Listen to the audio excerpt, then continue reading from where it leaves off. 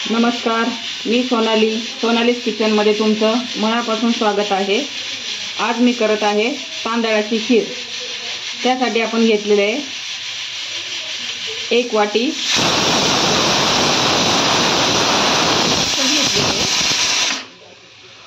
तांदूळ। आपण कच्चं घ्यायचे। कढईमध्ये तूप टाकलेले आहे गरम व्हायला।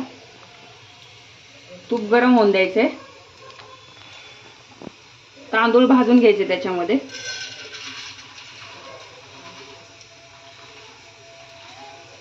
तांदूळ आपण कच्चच घेतलेले आहे।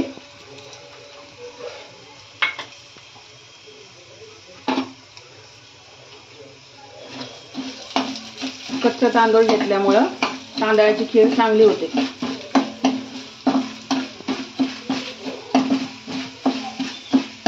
तांदूळ भाजून घ्यायचे तुपामध्ये।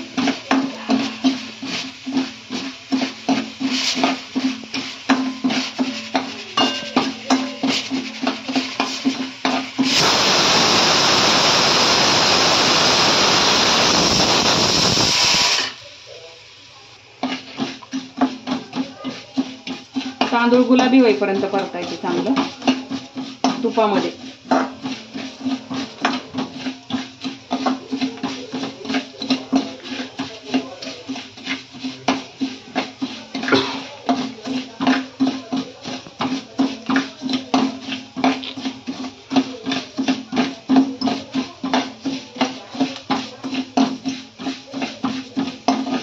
थोडंसं थंड झाल्यावरती आपण याला मिक्सरला वाटून घेऊ तांदळाला।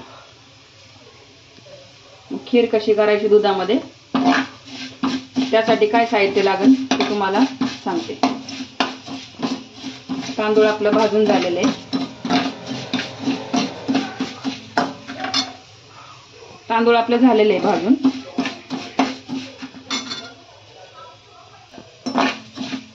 अशा प्रकारे भाजून घ्यायचे।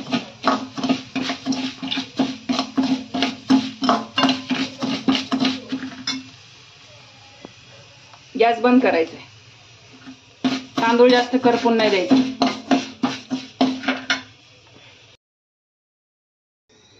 मगाशी मी सांगितल्याप्रमाणे मी तांदळाची खीर करत आहे। मी ही 1 वाटी छोटी वाटी घेतली मी।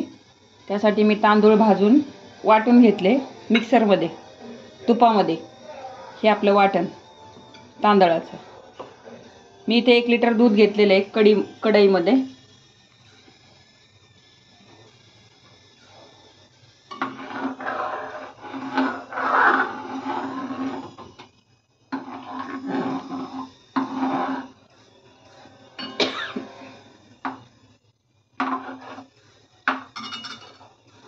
दूध गरम करून घ्यायचे।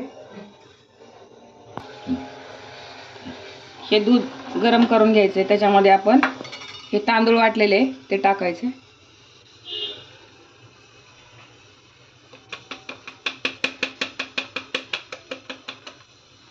तांदूळ तुपामध्ये भाजून घेतल्यामुळे तांदळाची खीर आहे ना चांगली लागते।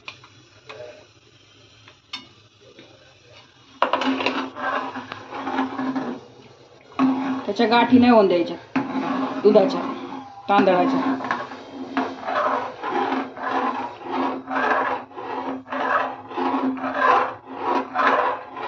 गॅस कमी करायचा आहे। कमी गॅसवर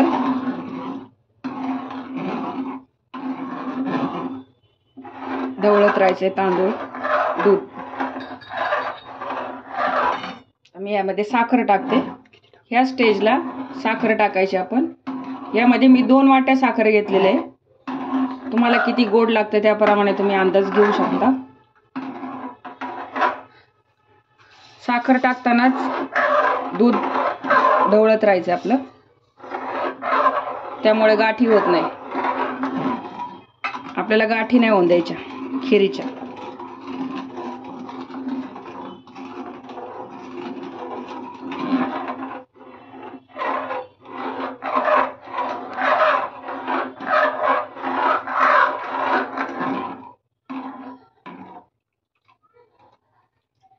ह्यामध्येच आपण वेलची पूड टाकतोय।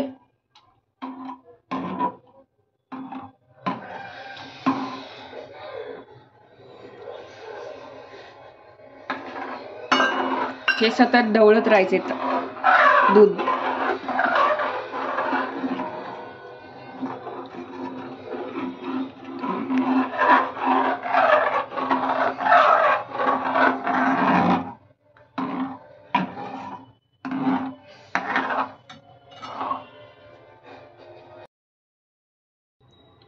तुम्ही बघू शकता तांदळाची खीर आहे ना आपली 10 मिनिटातच रेडी होती. त्याला काही जास्त टाइम नाही लागत.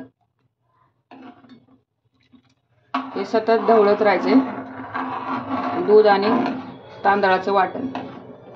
ह्यामध्ये मी वरून बदाम आणि चारोळे ॲड करते.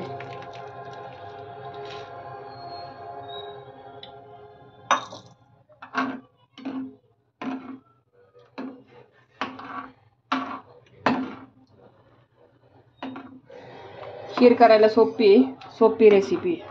अशाच प्रकारे तुम्ही रवाची खीर सुद्धा करू शकता. आता एक 5 मिनिटं उकळी येऊन द्यायची.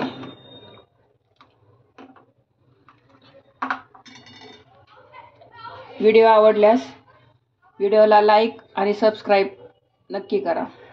थँक्यू.